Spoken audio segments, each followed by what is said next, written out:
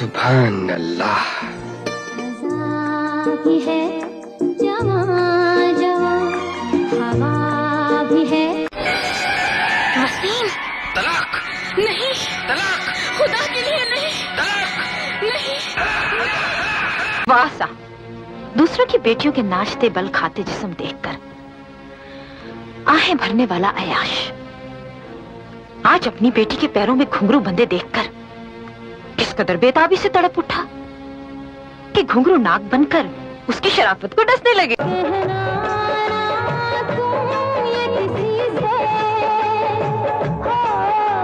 तुम होते कौन हो मुझे आजाद करने वाले? मैं तो तुम्हारी लौंडी नहीं तो तुमने मुझे आजाद किया, और ना ही तुम्हारी जेब में पड़ा हुआ नोट जिसे तुम जब चाहो खैरात में दे दो। मेरा नाम सलमा, सलमा, सलमा, मेरा नाम सलमा। 80 দশকের বিখ্যাত অভিনেত্রী সালমা আগা 1962 সালের 25শে অক্টোবর পাকিস্তানের করাচিতে জন্মগ্রহণ করেন। সালমার মা নাসরিন ছিলেন এক সময়ের বিখ্যাত চরিত্রশিল্পী আনোয়ারি বাই বেগম এবং রফিক গজনভির কন্যা। সালমা আগার মায়ের জন্মের পর আনোয়ারি বাই এবং রফিক গজনভির বিবাহ বিচ্ছেদ হয়ে যায় এবং আনোয়ারি বাই যুগল কিশোর মেহরা নামের একজন ধনী বিজনেসম্যানকে বিয়ে করেন। যুগল কিশোর মেহরা সম্পর্কে ছিলেন পৃথ্বীরাজ কাপুরের শালক অর্থাৎ দ্য লেজেন্ড রাজ কাপুরের মামা। তাই এই অনুসারে আনোয়ারি বাই ছিলেন রাজ কাপুরের মামি এবং আনোয়ারির মেয়ে নাসরিন ছিলেন রাজ কাপুরের সৎ বোন। অর্থাৎ এই দিক থেকে বলা যেতে পারে যে সালমা আগা রাজ কাপুরের সৎ ভাগ্নি ছিলেন। সালমার মা নাসরিনও কিছু ছবিতে অভিনেত্রী হিসেবে কাজ করেছিলেন।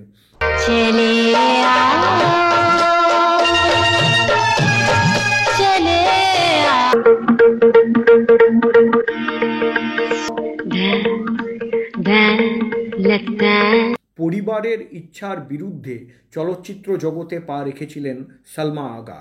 তিনি 1982 সালে বি আর চোপড়ার সামাজিক সিনেমা নিকাহের মাধ্যমে চলচ্চিত্র জগতে প্রবেশ করেছিলেন।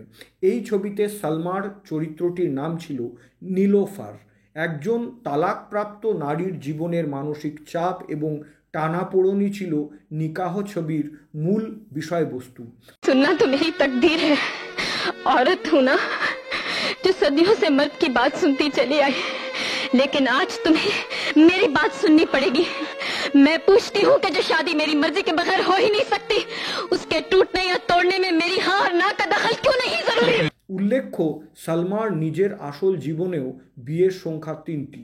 নিকাহ ছবিটি সুপারহিট হয়েছিল এবং এর গানগুলিও খুবই জনপ্রিয় হয়েছিল। ये झूठ है कि तुमने हमें प्यार किया है, हमने तुम्हें जुल्फों में गिरफ्तार भी है, जवां जवां हवा भी है, हर सितम ये सोच कर हम सह गए।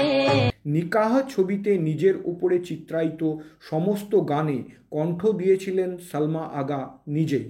চলুন এবার জেনে নিই সালমা আগার সাথে নিকাহ ফিল্মের নির্মাতা এবং নির্দেশক বি আর চোপড়া সাহেবের সাক্ষাৎ কিভাবে হয়েছিল। ঘটনাটি ছিল, একদিন সালমা আগা সুরকার নওশাদের জন্য একটি গান রেকর্ড করছিলেন। গানটি ছিল ফিল্ম চাণক্য চন্দ্রগুপ্তের জন্য। সেই চাণক্য চন্দ্রগুপ্ত ফিল্ম যেখানে একসঙ্গে অভিনয় করার কথা ছিল দিলীপ কুমার এবং ধর্মেন্দ্রের, যদিও এই ছবি কখনোই সম্পূর্ণ হয়ে মুক্তি পায়নি। এই ফিল্মের জন্যেই নওশাদের নির্দেশনায় একটি গান রেকর্ড করছিলেন সালমা আগা। কাকতালীয়ভাবে ঠিক সেই মুহূর্তে নওশাদ সাহেবের সাথে দেখা করতে আসেন চাণক্য চন্দ্রগুপ্ত ছবির প্রডিউসার বি আর চোপড়া। আর চোপড়া সাহেব সালমা আগাকে দেখেই বলে উঠেছিলেন, এই নীলোফার। চোপড়া সাহেবের মুখ থেকে নীলোফারের সম্বোধন শুনে সালমা আগা বলেছিলেন, আমার নাম নীলোফার নয়। কিন্তু চোপড়া সাহেব আবার বলেছিলেন, না, তুমি নীলোফারই। এটা দেখে নওশাদ সাহেব হেসে বি আর চোপড়া সাহেবকে বলেন যে ইনি একজন গায়িকা, পাকিস্তান থেকে এসেছেন, এনার নাম সালমা আগা। এরপরে বি আর চোপড়া বলেন, আমি নিকাহ নামের একটি ফিল্ম নির্মাণ করছি আর সেই ছবির জন্য নায়িকা খুঁজছি। এই মেয়েটা দেখতে ঠিক আমার ফিল্মের মুখ্য চরিত্র নীলোফারের মতো। আমি আমার নীলোফারকে খুঁজে পেয়ে গেছি। তখনও পর্যন্ত সালমা আগা ফিল্মে কাজ করবেন তা নিজেও ভাবতে পারেননি। সালমা বি.আর. চোপড়াকে বলেছিলেন, আমি আপনার ছবিতে কাজ হয়তো করতে পারবো না, কিন্তু শেষ পর্যন্ত বি.আর. চোপড়া তাকে বোঝাতে সক্ষম হয়েছিলেন এবং সালমা প্রকৃত অর্থেই তার নীলোফার হিসেবে ফিল্মে আবির্ভূত হয়েছিলেন। অনেকেই বি.আর. চোপড়াকে সেই সময় বলেছিলেন যে অভিনয় পর্যন্ত ঠিক আছে, কিন্তু এই মেয়েকে দিয়ে গান না গাওয়াতে, কারণ সালমা আগার কণ্ঠস্বর ছিল একেবারেই অন্যরকম এবং ব্যতিক্রমী। দর্শকরা এটা পছন্দ করবে কি না সেটা নিয়ে অনেকেই সন্দিহান ছিলেন। চোপড়া সাহেবের শুভান্নুধ্যায়ীরা চেয়েছিলেন যে নিকাহের গানগুলি আশা ভোসলেকে দিয়ে গাওয়ানো হোক, কিন্তু বি.আর. চোপড়া কারোর কথায় কান দেননি। তিনি নিশ্চিত ছিলেন যে শ্রোতারা এই মেয়েটিকে এবং তার কণ্ঠকে দুই পছন্দ করবে। এবং অবশেষে যখন 24শে সেপ্টেম্বর 1982 সালে ফিল্ম নিকাহ মুক্তি পায়, তখন দর্শকেরা এটা দেখে খুবই আবেগপ্রবণ হয়েছিল এবং খুশি হয়েছিল। এটাও বলা হয় যে কিছু কিছু জায়গায় গানের সিকোয়েন্সে মানুষ পর্দায় কয়েনও ছুড়ে দিয়েছিল।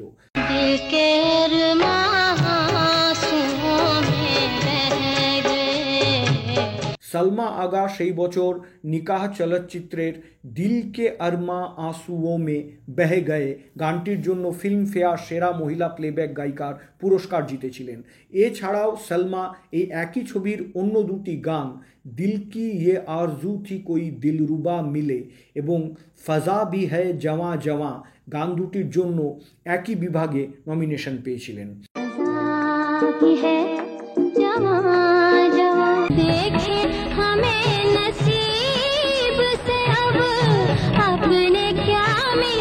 সালমা আগা সেরা অভিনেত্রী বিভাগেও মনোনয়ন পেয়েছিলেন, কিন্তু সেই পুরস্কার তিনি জিততে পারেননি।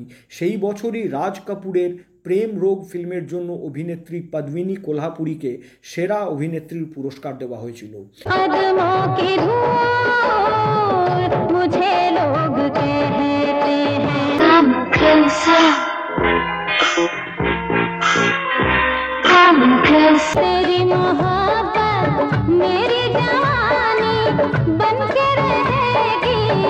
রাজেশ খান্না, অনিল কাপুর থেকে ফিরোজ খান, সালমা আগা সেই সময়ের সমস্ত বড় স্টার এবং নায়কদের সাথেই কাজ করেছিলেন, কিন্তু তার জুটি সব থেকে জমেছিল মিঠুন চক্রবর্তীর সাথে।